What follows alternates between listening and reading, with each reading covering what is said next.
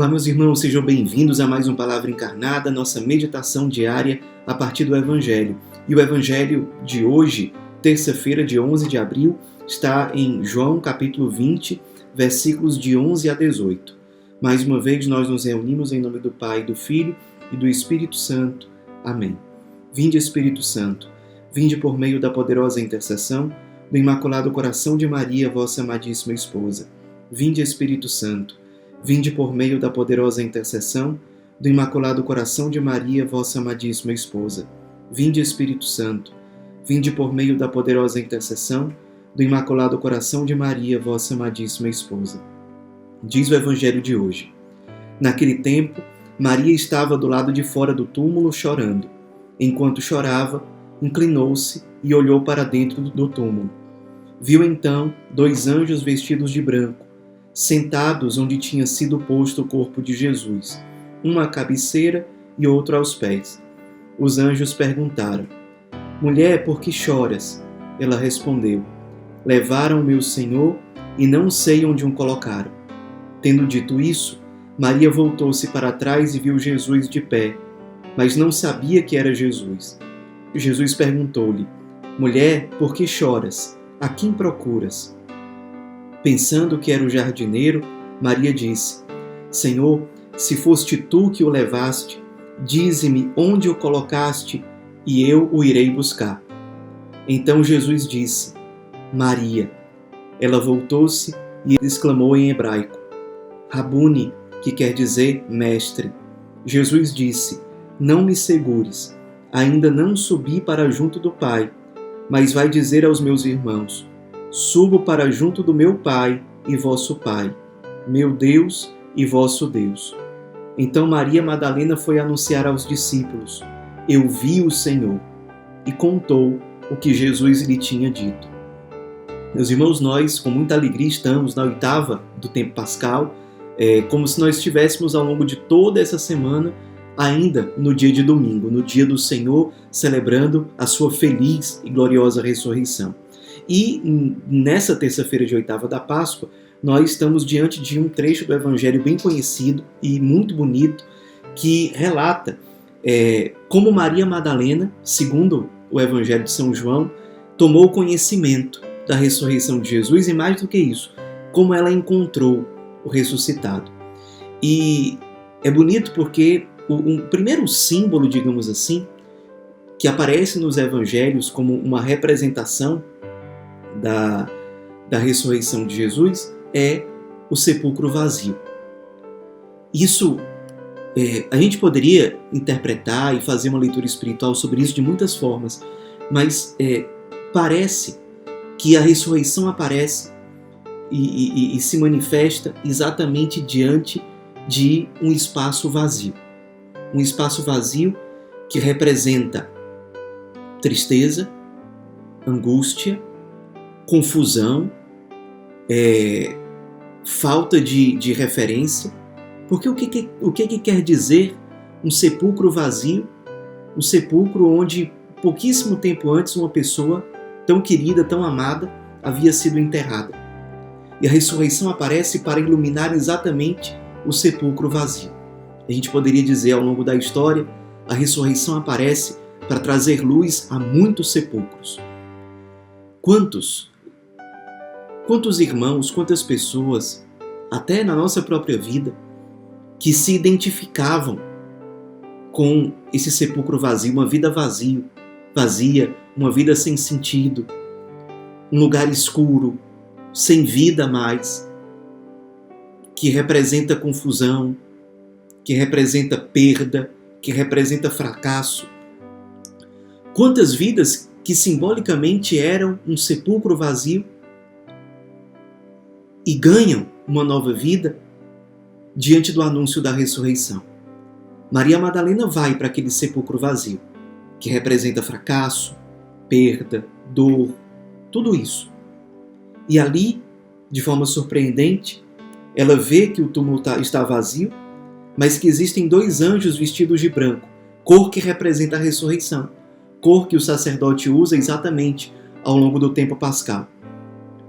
E são 2 anjos. Comentando esse trecho, Santo Agostinho, ele diz que esse anjo, um anjo ao pé, o outro, aliás, um anjo à cabeceira, o outro aos pés de onde tinha sido posto o corpo de Jesus, representa que o Cristo ressuscitado precisa ser anunciado por inteiro, da cabeça aos pés. Não é possível anunciar o Cristo verdadeiramente de uma forma incompleta, sabe? De uma forma repartida, selecionando partes do Cristo que você quer apresentar. Não, é necessário apresentar o Cristo inteiro, o Cristo total, o Cristo da cabeça aos pés, o Cristo que é cabeça e que é também os seus membros, o corpo inteiro de Cristo que é a igreja. Aliás, a presença do Cristo ressuscitado se prolonga na história e se manifesta na história exatamente pela presença da igreja, o corpo do Cristo ressuscitado.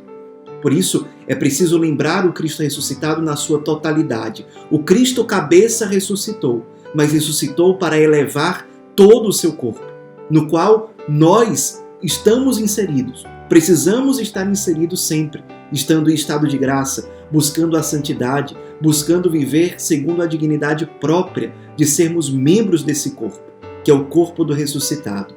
São Gregório Magno, explicando também esse trecho aqui, falando dos dois anjos, ele diz que esses dois anjos representam os dois testamentos, o Antigo Testamento e o Novo Testamento, que revelam no seu centro, no seu núcleo, exatamente o mistério pascal, a paixão, morte e ressurreição de Jesus, para dizer que esses dois testamentos estão unidos, entrelaçados, e que anunciam, no fim das contas, o mesmo Cristo ressuscitado. E aí, os anjos começam a dialogar, perguntando por que Maria Madalena chorava, e ela explica o motivo da sua dor. É aquela mulher triste por um sepulcro vazio, triste diante de uma morte, diante de uma perda, e que verbaliza a sua dor. Isso representa aquela pessoa que busca conversão e finalmente se confessa. Apresenta para Deus as suas dores, as suas fraquezas, as suas fragilidades, a sua desesperança. Verbaliza, coloca para fora. É aquela pessoa que reconhece o motivo do seu vazio. E exatamente por conta desse descer, dessa humildade, dessa pobreza, se abre para o anúncio da ressurreição. A ressurreição não é uma mensagem que alcança um coração soberbo, autossuficiente, mas um coração pobre, um coração humilde, que consegue verbalizar as suas fraquezas. E aí, a partir dessa preparação, ela finalmente encontra o ressuscitado sem saber inicialmente que era o ressuscitado. Pensava que era o jardineiro. O que é muito bonito aqui, nesse trecho do Evangelho. Porque nós lembramos lá, onde aconteceu o primeiro pecado da história humana, lá no começo do livro do Gênesis. Foi exatamente no jardim do Éden, naquele lugar que tinha sido preparado exatamente para a felicidade, a harmonia, a comunhão. Tudo isso foi quebrado a partir do pecado humano. E é bonito Jesus aparecer aqui como um jardineiro, como quem diz, olha, eu me fiz homem. Aquele jardim do Gênesis, ele foi preparado para o homem. E o homem não soube cuidar. Então, eu me faço homem para cuidar desse jardim, para que ele pertença realmente à humanidade e a humanidade encontre a felicidade, aquilo para que a humanidade foi criada. E foi criada para Deus, para a comunhão com Deus. Esse jardineiro que vem para cuidar do nosso paraíso, que vem para cuidar da nossa salvação, ele se apresenta diante de Maria Madalena, preocupado com ela, se compadecendo dela e querendo saber como ela está. A gente sempre diz que somos chamados a ser a presença do ressuscitado diante do mundo, diante das pessoas. Somos chamados a ser configurados ao ressuscitado. E está aqui um grande sinal para nos mostrar se nós estamos mesmo agindo como ressuscitado. O ressuscitado, ele se compadece, ele não chega com a resposta pronta. Ele quer saber como aquela pessoa está. Ele já sabe, mas ele quer deixar aquela pessoa falar, quer deixar que ela se permita ser cuidada. Por isso ele pergunta, por que choras? E faz uma pergunta inteligente, a quem procuras? Para que a resposta daquela dor venha a partir da boca dela, a partir das palavras de Maria Madalena. Quando ela lembrar quem ela procurava, no fim das contas ela encontrará a resposta para o seu desespero, para a sua tristeza, para o seu sofrimento. Porque se ela lembrar a quem ela procura, virá a luz, que vai dissipar toda a treva. E aí ela começa a falar, ela começa a colocar para fora a sua dor, e Jesus lembra a identidade dela, Maria. A chama pelo nome. Como quem diz, eu sei quem você é. E no fundo do seu coração você sabe quem eu sou. Existe uma intimidade que é reatada. Existe uma intimidade que é expressa a partir do encontro com Cristo, do encontro com o ressuscitado. Aqui, São João, olha que bonito, diz que ela falou Rabuni ou Rabuni, que significa mestre, para dizer exatamente a palavra que ela utilizou. O Evangelho de São João ele foi escrito em grego, todo ele em grego. Aliás, os 4 evangelhos foram escritos em grego. Mas as pessoas ali da Palestina, da onde hoje é a Palestina, de Israel, elas falavam aramaico, hebraico. Então, a palavra usada por Maria Madalena não era uma palavra em grego, era uma palavra em aramaico, Rabuni. Foi isso que saiu da boca dela, como quem diz, mestre, é o Senhor que vai me ensinar. Ensina-me a sair dessa dor, a sair desse sofrimento. E aí, Jesus diz, não me segures. Isso São João não diz, mas se ele falou isso é porque certamente ela foi abraçando, talvez se jogando aos pés dele, agarrando, cheia de felicidade. E ele diz, olha, não me segures, como quem diz, não é o tempo de parar agora. É uma felicidade muito grande. A gente lembra dos 3 apóstolos, Pedro, Tiago e João, lá no Monte Tabor, na Transfiguração, que eles queriam ficar lá.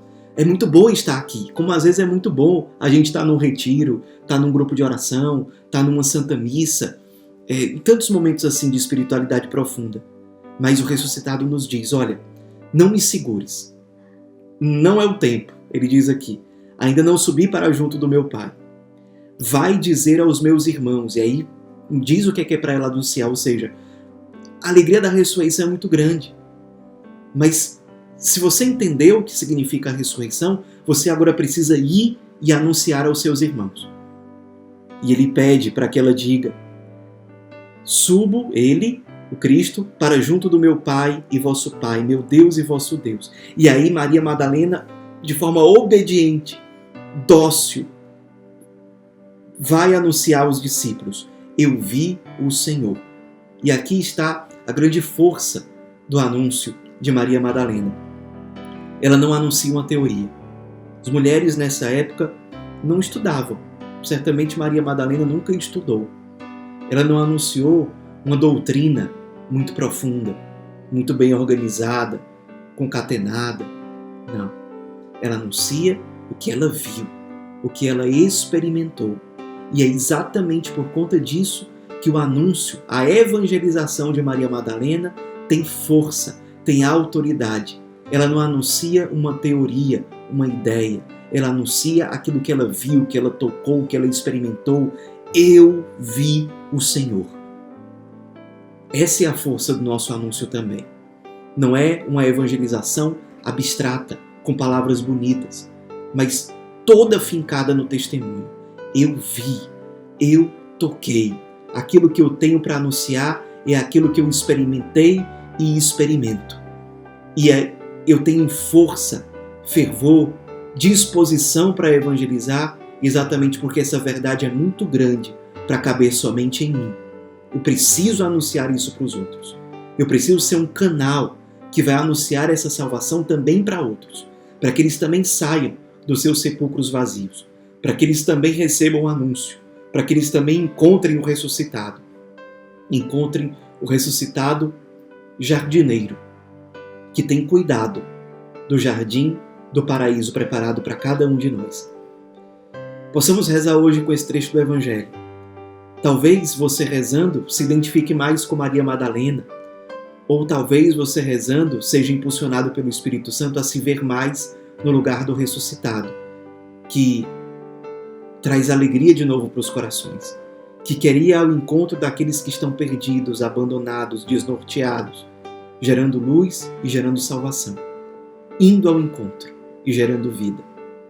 Como é que o Espírito Santo lhe inspira hoje a rezar com esse trecho do Evangelho? Que a sua oração traga muitos frutos de conversão e de ressurreição para você e para a nossa comunidade consequentemente. Ave Maria, cheia de graça, o Senhor é convosco.